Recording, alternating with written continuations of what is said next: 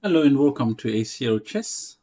And today we're going to be discussing one of the most common mistakes in the opening, which is exchanging developed pieces.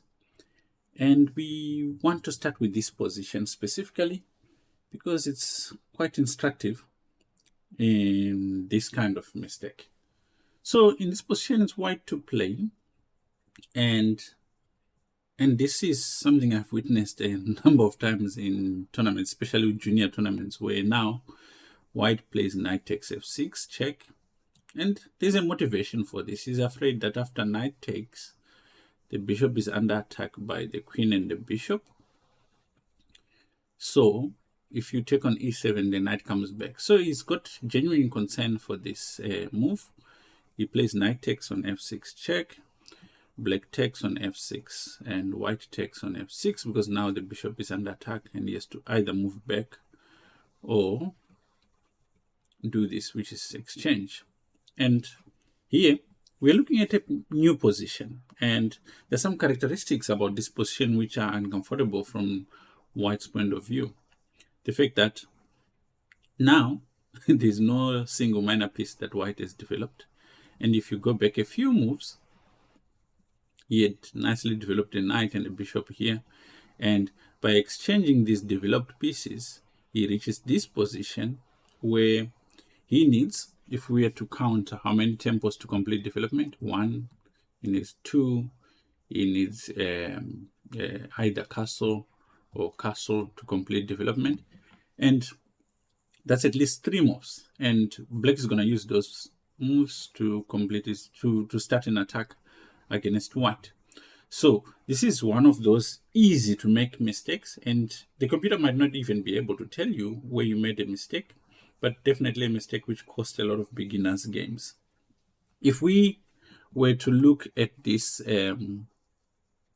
concept as a complete game, it would go something like this. Okay, so e4, I've got the sample game I've got here, e5, and white goes knight f3, knight c6, and after bishop c4, bishop c5, we reach the position castles, and knight f6, knight g5, which is a big mistake in the first place. In the opening, you're supposed to be developing your minor pieces, castling and connecting your rooks. And at this point, white is moving the same minor piece that is developed.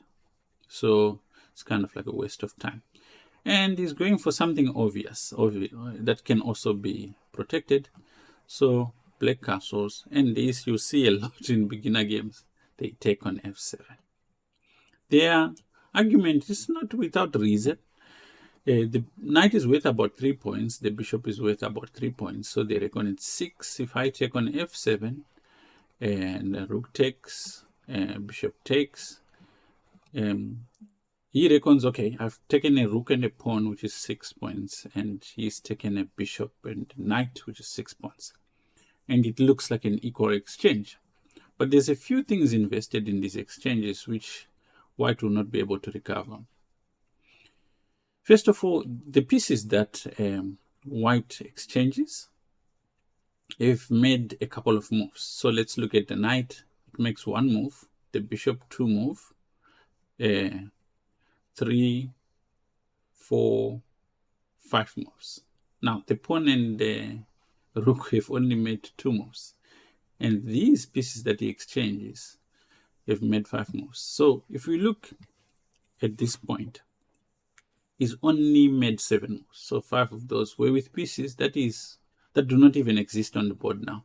So all that investment in the moves is completely lost. In that time, black has developed 1, 2, 3 minor pieces. Now, the other thing is, early on in the game, when the position is closed like this, rooks are useless, but minor pieces are very important. So he's exchanged key pieces early on, and at this point, he doesn't have those pieces at all.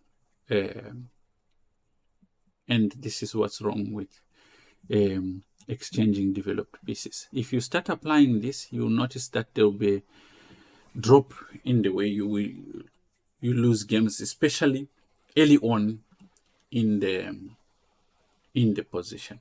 I hope this is very useful. If you find it useful, please subscribe and like our videos. We're going to be making a lot more of this.